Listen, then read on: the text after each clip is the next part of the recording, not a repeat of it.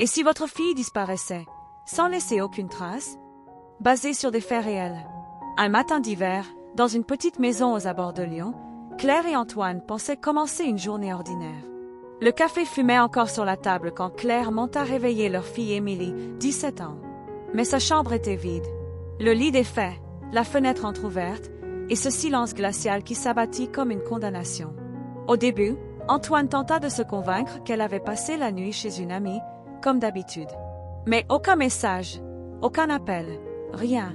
Claire, le cœur serré, sentait qu'il s'agissait de quelque chose de bien plus grave.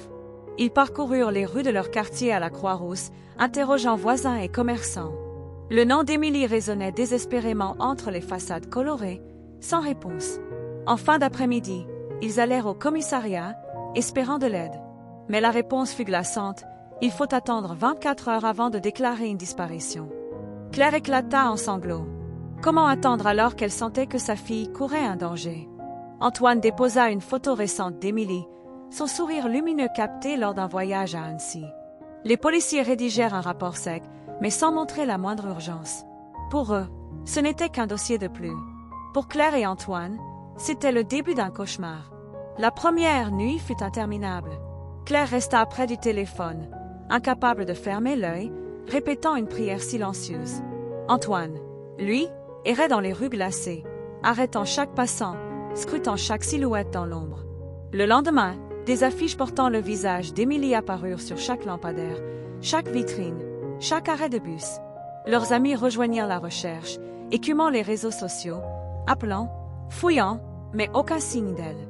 Dans le quartier, quelqu'un affirma avoir vu une jeune fille semblable à Émilie entrer dans une voiture sombre près de la gare Pardieu. Cette information fit trembler Claire, un détail qui ressemblait à une piste, mais aussi à une menace. Les autorités, encore une fois, restèrent sceptiques. 2 jours plus tard, en pleine nuit, le téléphone sonna. Claire décrocha d'une main tremblante. Au bout du fil, un souffle court, puis une voix brisée. « Maman, aide-moi !» C'était Émilie. Aucun doute. Antoine arracha l'appareil, criant son nom, mais la ligne fut coupée dans un grésillement métallique. Le silence qui suivit pesa comme une tombe. Claire, paralysée, serrait le combiné contre son oreille, espérant entendre encore un mot. Au commissariat, ils furent accueillis par des haussements d'épaules. « Cela peut être un canular, leur dit-on. » Mais Claire savait. Une mère ne se trompe jamais sur la voix de son enfant. La nuit suivante, un jeune inspecteur de police, Julien Morel, se présenta chez eux. Contrairement aux autres, il écouta attentivement. Selon lui, le bruit de moteur qu'on entendait au fond de l'appel pouvait provenir des hangars désaffectés près de Saint-Étienne, un endroit connu pour abriter trafic et affaires louches. Claire et Antoine acceptèrent de l'accompagner. Dans le silence glacé de la route, l'angoisse grandissait. Les bâtiments délabrés apparurent sous la lueur de la lune, leurs murs couverts de graffitis. À l'intérieur d'un entrepôt abandonné, la torche du policier éclaira une écharpe bleue, celle d'Émilie. Claire la serra contre son cœur, des larmes de rage aux yeux. Antoine, les poings fermés, comprit qu'il n'avait plus le droit d'hésiter. Leur fille était là, quelque part, et il devait la retrouver. Soudain, une voix grave surgit des ténèbres. « Vous cherchez la mauvaise fille. » Un frisson parcourut la pièce. La silhouette disparut dans l'ombre, laissant derrière elle une enveloppe scellée à la cire noire. À l'intérieur, un message troublant. « Si vous voulez revoir Émilie, écoutez-la encore. » Le souffle glacé du mystère s'abattit sur eux. Ils comprirent que la clé se trouvait dans cet appel, et que le cauchemar ne faisait que commencer. La pluie fine recouvrait les ruelles de l'île, mais ni Claire ni Antoine ne la remarquaient. Leur esprit était ailleurs, obsédé par cette voix fragile qui avait résonné au bout du fil. « Maman !» Oh, c'était Émilie, leur fille, disparue depuis 2 jours. Ce n'était pas un rêve, ni une illusion. Elle était bien vivante, quelque part, prisonnière de l'ombre. Le carnet d'Antoine reposait sur la table de la cuisine, rempli de notes fébriles. Chaque bruit de la ligne, chaque seconde de silence, chaque mot griffonné comme un trésor.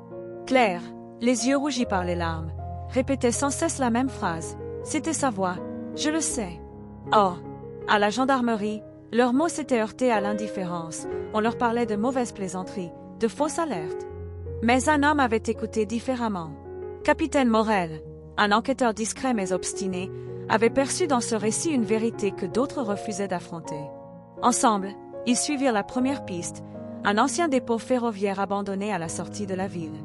L'endroit était glacé, les vitres brisées laissaient entrer le vent qui hurlait comme une plainte. Dans un coin, Claire retrouva une écharpe de laine bleue qu'Émilie portait le soir de sa disparition. Ses mains tremblaient en serrant le tissu contre son cœur. Antoine, lui, sentit un mélange de soulagement et de terreur. Il s'approchait de la vérité, mais cette vérité pouvait leur briser l'âme. Soudain, un bruit de chaîne résonna dans la pénombre. Morel leva la main, demandant le silence, et avança d'un pas ferme. Antoine et Claire restèrent figés, le souffle court. Une voix masculine, grave et ironique, s'éleva du fond du hangar. « Vous cherchez la mauvaise fille. » Oh! Un frisson parcourut le dos de Claire. Antoine voulut courir vers l'ombre, mais le capitaine l'arrêta. L'homme s'était déjà volatilisé, ne laissant derrière lui qu'une enveloppe froissée cachetée à l'acier rouge. À l'intérieur, un message bref, écrit d'une main tremblée. « Écoutez-la encore. Sa voix vous guidera. » Claire éclata en sanglots. Antoine, les poings serrés, comprit que la clé n'était pas seulement dans cette lettre, mais dans le souvenir même de cet appel. Émilie voulait leur dire plus qu'un simple « Maman ». Le capitaine Morel sortit un petit appareil de son sac, un enregistreur sophistiqué capable de détecter la provenance exacte des sons. Claire et Antoine se penchèrent par-dessus, retenant leur souffle. Chaque respiration, chaque murmure d'Émilie était désormais une pièce du puzzle. Morel analysa le bruit de fond, un moteur, des cliquetis métalliques, et un écho qui correspondait à un vieux bâtiment industriel à Roubaix, à quelques kilomètres de l'île. Sans perdre une minute, ils prirent la voiture, le moteur rugissant dans la nuit humide. Les ruelles désertes défilaient, éclairées seulement par les phares et les lampadaires tremblants. Claire serrait l'écharpe bleue contre elle, sentant la présence d'Émilie, presque tangible. Antoine, lui, vérifiait les notes sur son carnet, chaque minute comptant comme une course contre le temps. Arrivé devant le bâtiment abandonné, la façade était couverte de graffitis et de fissures, les fenêtres brisées laissaient passer un vent froid chargé de promesses terrifiantes. Le hangar semblait mort, silencieux, mais les empreintes fraîches sur le sol indiquaient que quelqu'un avait été là récemment. Chaque pas résonnait, multiplié par l'acier et le béton. Morel fit signe de rester en arrière. Il pointa vers une petite porte métallique entr'ouverte. Claire sentit son cœur se serrer. Elle murmura le nom d'Émilie, et un faible sanglot répondit. C'était réel. Sa fille était là, mais elle n'était pas seule. En entrant, ils découvrirent un labyrinthe de couloirs étroits et sombres. Dans une cellule rudimentaire, ils virent une adolescente, pâle et effrayée, enchaînée à une vieille poutre. Ses yeux reflétaient la peur et l'espoir à la fois. Elle ne pouvait pas être Émilie, pensa Claire, mais elle confirma l'horreur. Émilie avait été déplacée, emmenée plus profondément dans ce réseau sinistre. Leur détermination se fit plus forte. Avec l'aide de la jeune fille, qui indiqua des passages secrets et des directions précises, ils progressèrent à travers le dédale souterrain. Le capitaine Morel marquait chaque point avec de la craie sur les murs pour ne pas se perdre. Le silence pesait sur eux comme un manteau lourd, interrompu seulement par leur respiration et le cliquetis des chaînes que traînait la jeune fille. Enfin, au fond du dernier couloir, ils entendirent un faible sanglot, distinct, reconnaissable. C'était Émilie. Claire sentit ses jambes fléchir, mais Antoine la soutint, et Morel leva la main pour avancer prudemment. Chaque pas rapprochait la famille de la vérité, chaque pas les confrontait au danger. Le couloir semblait s'étirer à l'infini, les murs couverts de fissures et de traces anciennes, témoins silencieux d'histoires que personne ne voulait raconter. Le souffle d'Émilie résonnait faiblement, mais il suffisait à leur rappeler que chaque instant comptait. Claire s'accrocha à sa main, essayant de lui transmettre une force qu'elle n'avait jamais cru posséder. Antoine, vigilant, éclairait les moindres recoins avec sa lampe torche, chaque ombre semblant se mouvoir avec une intention propre. Morel fit signe de continuer, ses yeux scrutant l'obscurité avec une prudence calculée. Chaque pas était un mélange d'espoir et de crainte, chaque craquement du sol résonnant comme un avertissement. Émilie, fragile mais lucide, montrait par de petits gestes le chemin qu'elle avait emprunté, guidant lentement la famille à travers le labyrinthe de tunnels et de portes fermées. À mesure qu'ils avançaient, le silence devenait presque palpable, interrompu uniquement par les respirations rapides et les sanglots étouffés d'Émilie. Les murs semblaient absorber leur lumière, rendant l'air plus lourd, plus oppressant. Antoine serrait les poings, prêt à toute éventualité, tandis que Claire jetait des regards anxieux autour d'elle, redoutant chaque bruit. Soudain, un murmure lointain, presque imperceptible, se fit entendre derrière une porte entr'ouverte. Émilie se figea, reconnaissant quelque chose dans ce son. Morel posa un doigt sur ses lèvres, signifiant le silence, et s'approcha doucement, son arme prête. Chaque respiration semblait suspendue, chaque battement de cœur amplifié par l'obscurité qui les enveloppait. Émilie pointa du doigt un couloir secondaire, plus étroit, où les ombres semblaient danser sur les murs. La famille et le capitaine échangèrent un regard silencieux. C'était le chemin qu'elle leur indiquait, celui qui pourrait enfin révéler ce qu'ils cherchaient depuis si longtemps. Claire serra Émilie contre elle un instant, promettant silencieusement de ne jamais la laisser seule.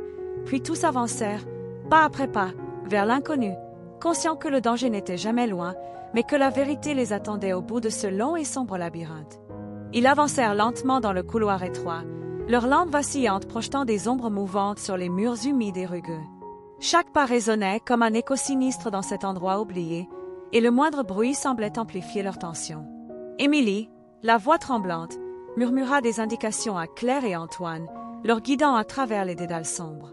Soudain, un courant d'air froid leur fit frissonner, et un bruit métallique retentit au loin, comme une chaîne que l'on traîne sur le sol. Morel s'arrêta net, tendant l'oreille, puis fit signe de se baisser et de se rapprocher des murs pour rester invisible. Émilie, malgré la peur, avança avec détermination, ses petits pas trahissant son épuisement. Au détour d'un virage, ils tombèrent sur une pièce partiellement ouverte. Des bruits étouffés s'en échappaient, et le léger scintillement d'une bougie révéla des silhouettes immobiles.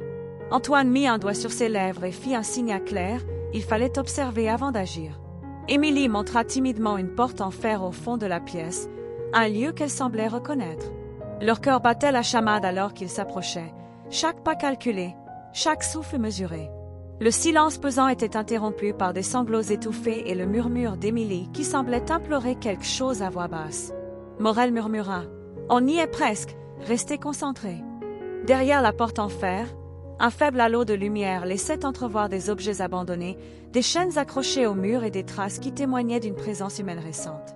Claire sentit la peur se mêler à l'espoir, c'était ici que le mystère pourrait enfin se dévoiler. Antoine éclaira chaque recoin, découvrant des indices qui confirmaient que quelqu'un avait été retenu là très récemment. Émilie, en silence, fit un signe vers une trappe basse, cachée sous une couverture poussiéreuse. « C'est là !» murmura-t-elle. Morel hocha la tête et prépara son équipement pour ouvrir la trappe, conscient que ce qui se cachait dessous pourrait être le cœur du mystère, mais aussi un danger immédiat. Morel souleva lentement la trappe, le bois grinçant sous ses mains, révélant un escalier étroit descendant dans l'obscurité. Une odeur de renfermé et d'humidité s'échappa immédiatement, emplissant leurs narines et accentuant la tension ambiante. Claire serra Émilie contre elle, tandis qu'Antoine allumait une lampe frontale pour éclairer les marches irrégulières. Chaque pas dans l'escalier résonnait comme un tambour sinistre, et le silence qui suivait était ponctué par les sanglots étouffés d'Émilie. Leurs ombres dansaient sur les murs humides et craquelés, créant une atmosphère presque irréelle. À mi-chemin, Antoine sentit un courant d'air plus frais. Quelqu'un respirait dans l'obscurité en bas, et le souffle tremblant de la peur se mêlait à celui de l'espoir. Enfin, ils atteignirent le bas de l'escalier et se retrouvèrent dans une pièce basse, à peine éclairée par une unique ampoule suspendue au plafond. Des objets abandonnés jonchaient le sol, des vêtements, des cordes, des traces qui montraient que d'autres avaient été là récemment. Émilie pointa du doigt un coin sombre. « C'est là, ils sont là-bas. » Le cœur de Claire se serra. Plus que quelques pas, ils sauraient la vérité. Morel leva la main, leur demandant de rester silencieux et attentifs. Leurs yeux s'ajustèrent à l'obscurité et commencèrent à distinguer des silhouettes frêles, apparemment retenues par des liens. Une des silhouettes bougea légèrement, et une voix tremblante mais reconnaissable s'échappa. C'était bien Émilie. Elle leva les yeux vers Claire et Antoine, un mélange de soulagement et de peur dans son regard. Les autres filles retenues dans la pièce fixaient également le petit groupe, certains chuchotant des noms, d'autres semblant trop terrifiés pour parler. Morel fit un signe à Antoine et Claire. « On va devoir être rapide. Chaque seconde compte. » Antoine s'approcha doucement, cherchant à rassurer les jeunes filles sans attirer l'attention des potentiels ravisseurs encore à proximité. Émilie guida Claire vers les chaînes qui retenaient ses amis, montrant les mécanismes de verrouillage. La tension était palpable. Chaque mouvement pouvait déclencher une catastrophe. Mais l'espoir grandissait dans leur cœur. Ils étaient enfin à l'endroit exact, à portée de libération. Les ombres du passé et du mystère se resserraient autour d'eux, mais la détermination de Claire, Antoine et Morel illuminait l'obscurité. Elles se mirent donc au travail avec une précision silencieuse. Antoine et Morel détachèrent lentement les chaînes, tandis que Claire rassurait Émilie et les autres filles.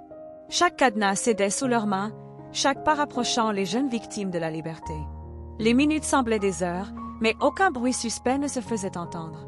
Une fois toutes les filles libérées, elles menèrent le petit groupe vers la sortie, prenant soin d'être discrètes et de ne pas alerter les ravisseurs qui semblaient avoir quitté les lieux. La fraîcheur de la nuit enveloppa enfin leurs visages, un souffle de vie après tant de peur et d'obscurité. Émilie courut dans les bras de Claire, sanglotant mais heureuse, tandis que les autres filles reprenaient peu à peu courage et sourire. Lorsque les autorités furent alertées et arrivèrent sur place, tout le monde fut soigné et les ravisseurs furent arrêtés grâce aux indices laissés sur place. Claire, Antoine et Morel assistèrent à la scène, épuisés mais soulagés, sachant qu'ils avaient aidé ces jeunes femmes à retrouver la vie qu'elles croyaient perdue. Leur combat n'était pas seulement pour Émilie, mais pour tous ceux qui étaient pris au piège. La vérité avait triomphé, la lumière avait dissipé les ombres, et la solidarité et le courage avaient rendu ce sauvetage possible. Si cette histoire vraie vous a touché, laissez un commentaire, partagez cette vidéo et abonnez-vous pour découvrir d'autres témoignages touchants. Quand la vérité se cache dans l'ombre, parfois une lueur d'espoir suffit à tout illuminer.